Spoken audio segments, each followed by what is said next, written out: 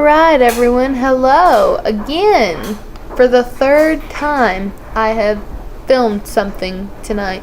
I'm actually on my better profile, my first profile, because it's kind of the only one that has this. But anyways, what I was wanting to talk to everyone about today is a place near Winterhold. And this is another money cheat because, well, apparently I'm just a greedy person.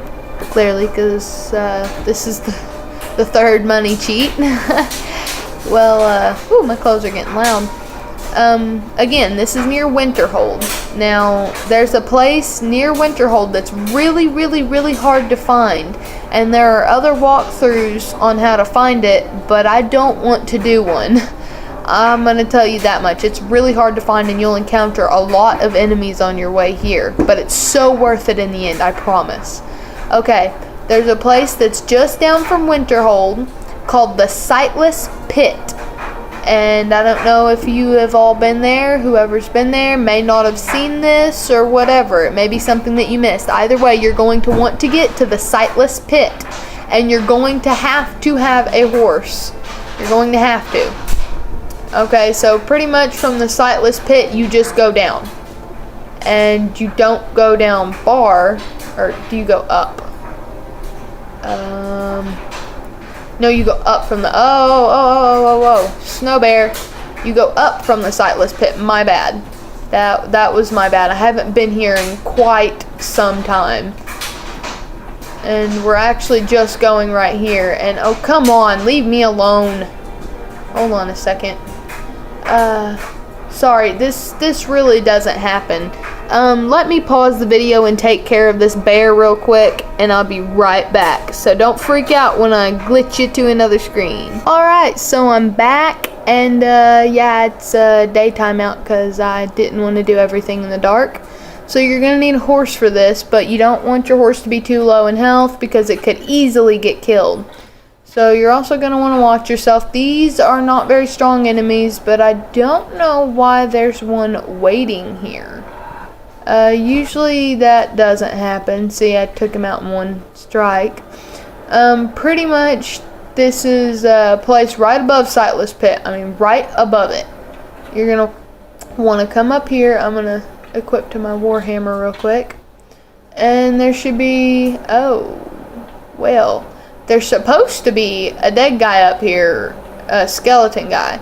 And you take his coin purse and you take whatever else of his that you want, you know, a great sword, whatever. And then you kill his little minion creatures. Ah, there's the other one. Come here. And then he was supposed to be right here. And remember, I shot that one. That may have been him. Yeah. Alright, look, you see this book called The Doors of Oblivion? Don't take it. Press B. Search a skeleton again. And you see how that number just changed from a 3 to a 4? Now watch it again. 4 to a 5. And they're all worth 50 each. So, that's... hold on. That's 250 just right there. In 5 books. Or am I wrong? No, I'm right. And I don't think they sell for exactly 50 each unless your speechcraft is really high. Mine sell for pretty high. I think they sell for 40 something each, so almost the exact amount that this is. But you just keep pressing back and eventually this skeleton will disappear. Just keep your eyes pointed on where his skeleton bits were at. Sorry, I got frozen up there for a second and couldn't think of exactly what to call him. But every time you just press A and B and A and B. And you can do it as many times as you feel comfortable. And you may not want to sit here for forever. I'm just going to do it up to 20. And then I'm going to take everything. Now, I'm carrying too much to be able to run. That's where the horse comes in. Now, as I've explained in one of my other videos, my first video of this stuff actually, I'm going to go ahead and use my bow. Now, I'm going to show you exactly the difference. Alright, you see that? And you see I'm just slightly walking faster now.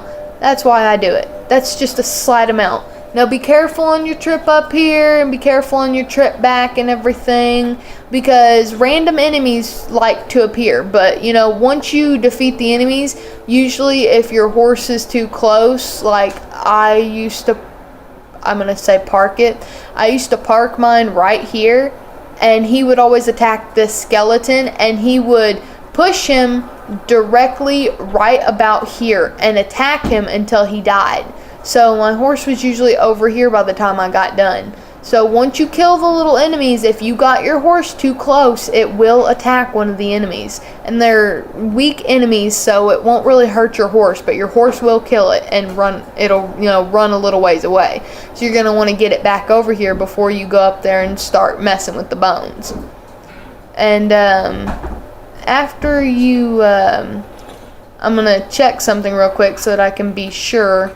After you check his skeleton and take all the books, I'm going to see if... No, it doesn't respawn. If you take... Oh, yes, it does. Even if it says empty, you just press A and B and A and B, and it'll respawn every time. So even when it says empty, press A, and it pops up again. Every single time, and it always gets one more each time. Okay, so that's quite a bit of money after a while. I mean, if you're patient enough like I was to do that 300 or more times, you're rolling in the dough, you know. I have built 2 out of 3 of the houses. I got glitched up on the 3rd house and wasn't able to make it. That's another thing that I'm going to cover in a video right directly after this one, because it's actually really helpful. But yeah, so I was able to complete that within an hour or so. One of my houses I was able to complete in about an hour, because I had the money to just keep buying everything that I needed. I had a steward for my house, so I didn't have to go out and fetch anything. And if I wanted to, I could have paid her to decorate it. I like to decorate things myself, but it still took me under an hour. So have a nice day and have a nice game. See ya, everyone.